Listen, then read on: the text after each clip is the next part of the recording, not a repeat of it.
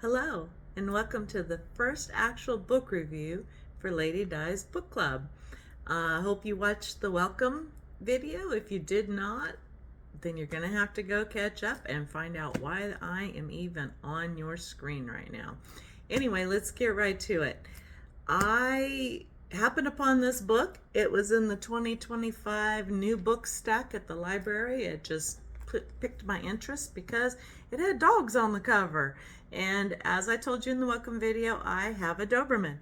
Now my Doberman is not one of the dogs on this video. Well, maybe on this book, but it's very possible. But anyway, it piqued my interest, and it's called The Hounding by Xenobe Purvis. This is her very first book, and I hope she writes a lot more of them. This book is touted as a historical thriller type of book.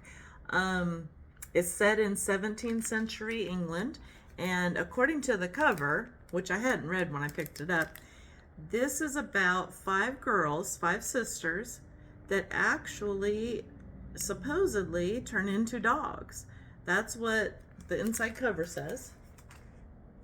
And that's actually what the very first page of this says. Let me read some of this to you because it was really interesting how this came about. It says, "The girls, the infernal heat, a fresh dead body. Marching up the river path, the villagers, adorned with gaudy ribbons, some carrying stones, saw exactly what had taken place. The girls had found their quarry at last. The bite mark on the man's fist, the spreading blood, spoke of an unholy struggle." Now that paragraph right there thinks that you're going to more or less hear werewolf type action in this book. But this book was actually really quite surprising, and I really do love it. Xenobe actually takes us into the village more than the sisters. I learned more about the village and the villagers in 1700s England ways than I learned about the girls, period. In fact, I still don't know for sure if the girls turned into dogs at the end of it, but that's all I'm going to say about the end. Her imagery is so exquisite in this story. It just moves. You can see it without getting too technical, too deep into it. She's not spending pages and pages describing things.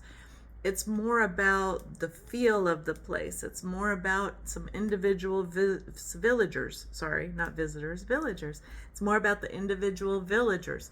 It's more about small towns and how human nature, we tend to, when things go wrong, we tend to find a scapegoat for that. And a lot of times in small towns, villages, even in the countries, right? When things are going wrong, we want to find the scapegoat. And whoever that is usually the person that's a little bit different. Somebody we don't know a lot about. And you know what? We don't know a lot about the 5 sisters. And the villagers really didn't know a lot about the Mansfield sisters. Not at all. So it was interesting to find how the gossip started small and spread and spread and spread against them, and then how things turn out in the very end. Now, this book was full of such good imagery that I have not been able to get one thing for sure out of my mind. And it is something that I never knew and never thought about, even though I've been to Amsterdam a while ago. This was back in the 1990s. And I went to the torture museum. And yeah, there is a torture museum, and they have some of the most medieval, nasty torture equipment there that actually was used in the past, and always by the clergy, the Vikers and everybody else, that it just shocks you. It just shocks you. If you ever get a chance, go to Amsterdam and to the torture museum. But anyway, I'm digressing. She actually gives us an imagery of something that happened back then that I had no clue. It wasn't mentioned that I remember in the torture museum. there was so much to look at there, and I had little children in tow, so some of it kind of got glossed over a little bit, if you understand what I'm saying. It wasn't for everybody to be looking at, but she is talking about a young woman that we never meet in the story. It was the blacksmith's wife that dies in childbirth. And what she's talking about, well, one of the other villagers is talking about, is waiting for the pallbearers to take this body in a casket, obviously. Mama died in childbirth. The baby was okay, from what we understand, but the mother had died. And so the pallbearers were going to tote this body in a casket, obviously, from the end of the village all the way through the village to the resting place in the cemetery at the church. Okay. Pallbearers. You're thinking men. You're thinking, the blacksmith's husband and some friends or family members, things like that. No, do you know who the pallbearers were? The pallbearers were 6 pregnant women. Some women that were ready to deliver, some that were newly pregnant, and they had to take this person, this friend of theirs that had just died in childbirth, to her final resting place. That just threw me. I'm just thinking of being pregnant and in the heat. By the way, it's very hot right now in this time of the story, and having to carry somebody that just died giving birth while you're waiting to give birth yourself to their final resting place. That was ridiculous. I marked a passage on this just to kind of further put it home, and the vicar, he actually always was quoting that death was just part of life, which is true. Death is part of life. But the lady that was watching Temperance, she didn't follow them. She had no desire to attend the burial. She wanted nothing but to think quietly about these women and the many other women like them and those unlike them too. She thought about all they went through each day, the great grueling trial of being a woman in a world governed by men.